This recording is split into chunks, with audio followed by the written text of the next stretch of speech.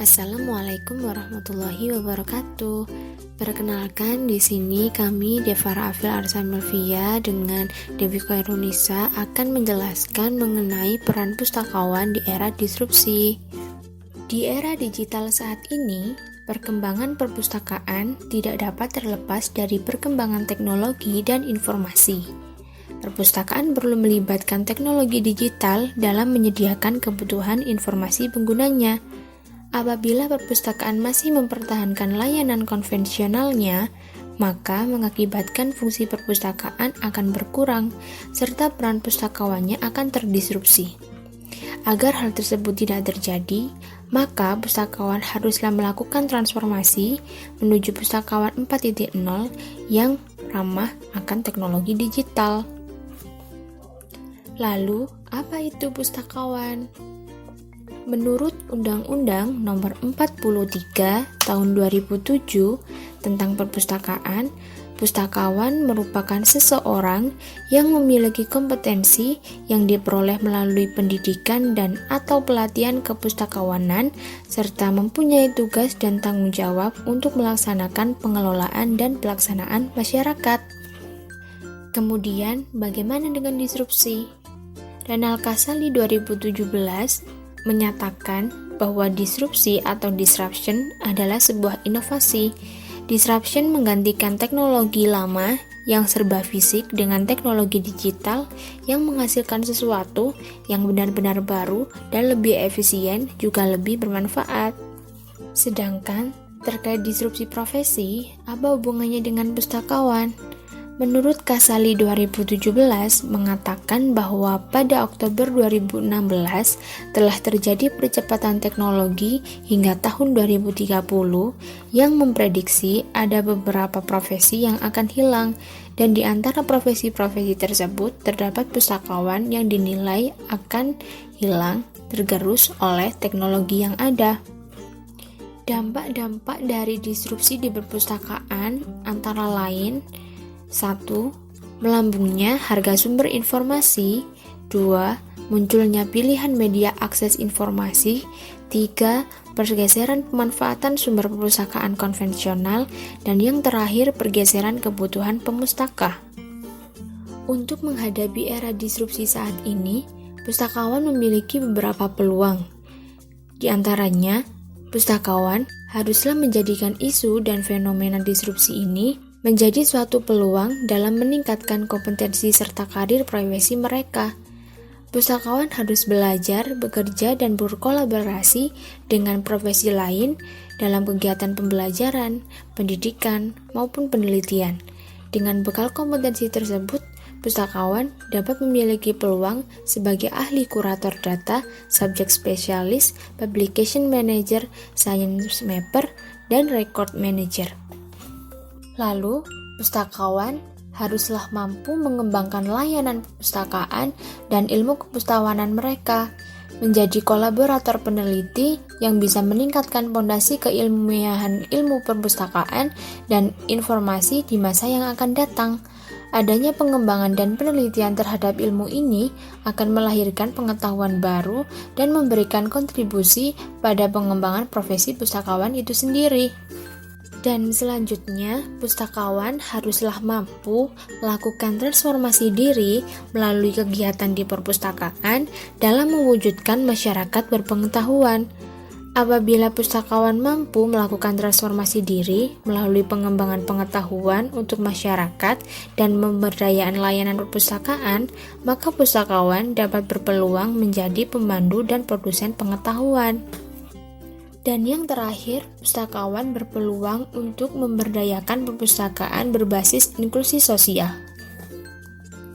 Pustakawan memang sangat diperlukan di era digital saat ini. Tingkat profesionalisme seorang pustakawan juga sangat diperhitungkan untuk meningkatkan kinerja dalam perkembangan layanan suatu perpustakaan. Pustakawan dituntut untuk memiliki kemampuan dalam bidang yang pertama, visual literacy. Pada kemampuan literasi visual, Pustakawan akan mampu memberikan pengetahuan kepada pengguna dalam hal membuat dan mengolah format PDF, menemukan gambar, menyimpan dan menformat gambar, memilih berbagai software untuk berbagai keperluan. Selanjutnya, digital literasi. Literasi digital ini memberikan kemampuan seseorang dalam penggunaan format seperti PDF, Word, IMG, dan lain-lain. Literasi digital juga memberikan kemampuan kepada seseorang dalam pengetahuan mengenai berbagai search engine, website, database, dan lain-lain. ICT literasi. Literasi ICT lebih dikenal pada kemampuan terhadap teknologi informasi seperti jenis-jenis gadget, misalnya komputer, handphone, dan kemampuan dalam penggunaan aplikasi-aplikasi tersebut. Kemampuan ICT ini juga didukung oleh kemampuan penggunaan hardware dan software dari sebuah teknologi dan keberhasilan dari suatu teknologi. Dan yang terakhir ada information literasi. Pustakawan tidak hanya memiliki pengetahuan di bidang teknologi, namun juga harus memiliki pengetahuan dalam mengelola, mengidentifikasi, mencari, memanfaatkan, dan mengevaluasi informasi, serta etika dalam penggunaan informasi agar dapat terhindar dari adanya plagiarisme atau informasi palsu yang sering disebut dengan hoax. Selanjutnya, adanya strategi-strategi yang dapat dilakukan oleh pustakawan di era disrupsi, contohnya mengedepankan inovatif yang bersifat membangun, kemudian selalu mengupgrade dirinya dengan kompetensi, lalu membangun kolaborasi dengan berbagai pihak, kompetitor maupun dengan profesi lain, selanjutnya fleksibel dalam beradaptasi dan kreatif melakukan terobosan baru, serta berupaya menjadi problem solving fasilitator dalam mengidentifikasi informasi untuk membantu pemecahan masalah yang dihadapi oleh pemustaka dan mampu berperan sebagai stimulator dan trigger dalam pengembangan konten digital. Beberapa contoh praktik menjadi pustakawan yang produktif di era disrupsi.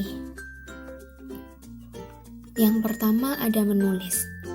Menulis bisa dimulai dari membaca kondisi dan situasi di lingkungan sekitar, lalu menuangkannya dalam tulisan. Apalagi menulis merupakan kegiatan yang tidak bisa digantikan oleh keberadaan teknologi.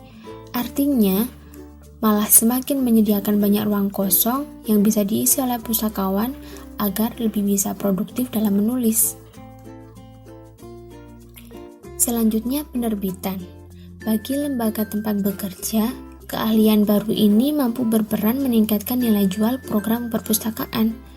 Salah satunya menambahkan program penerbitan buku bagi pelaku usaha mikro kecil menengah atau UMKM di lingkungan lembaga. Maka dari itu, memiliki keahlian khusus di bidang tertentu di luar tugas pokok pustakawan akan mampu meningkatkan nilai jual program di perpustakaan. Selanjutnya yang ketiga ada membaca. Hal ini bertujuan memberikan contoh kepada pemustaka di lingkungan perpustakaannya. Tujuan lain, yakni menentukan jenis buku yang sesuai dengan pembacanya. Kegiatan produktif dengan membaca disinyalir mampu memberikan rangsangan bagi orang di sekitarnya untuk ikut membaca.